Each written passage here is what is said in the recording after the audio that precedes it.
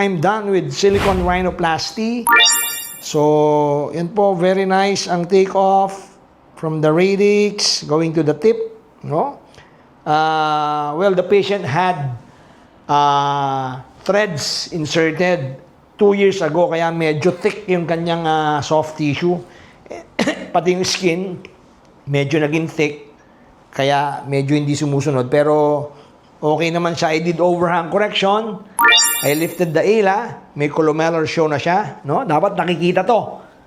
Yung columellar show. Then, I did the baba flap, no, for the alar trimming. So, hindi na po malapad yung kanyang nose. Although yung kanyang nasal bone, medyo wide, no? But yung ating implant, medyo inilapad ko na lang din ng konti para seamless with the nasal bone. Ideally, we should do osteotomy. Pero dahil dapat po yun, sedated. This is only under local anesthesia. No? But okay po. Basically, lahat po is okay. No? Nag-harmonize po with her face. So that's it. Another day, another surgery.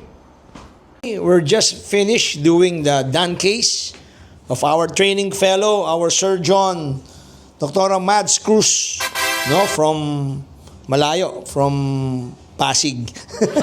No, napakaganda po ng kanyang ginawang silicone rhinoplasty, no? The take off from the radix to the tip, ang ganda po, no? And she did overhang correction.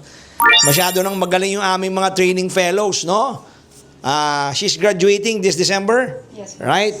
Napakaganda po, no? Actually, last week nag-mission kami.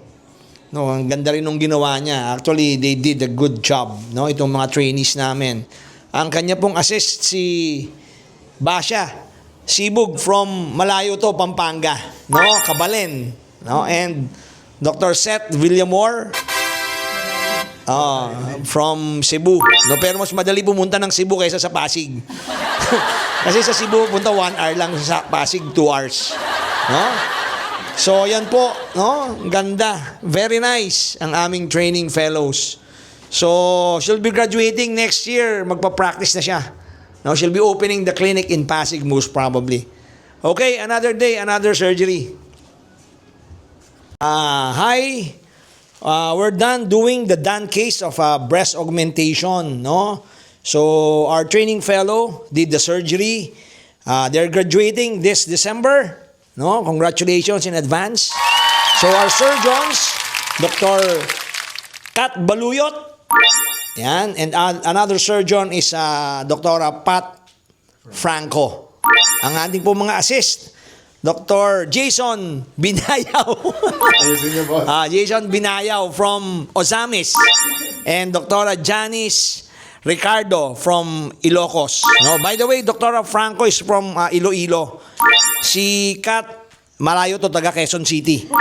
No, and all the rest of the training fellows are here. No? Say hi. Yan. So nag-observe sila sa paggawa ng breast augmentation, no? So kayang-kaya na nila mag-opera next year. No, they can do the surgery already. Magtatayo na sila ng mga sariling clinics. Okay? Another day, another surgery.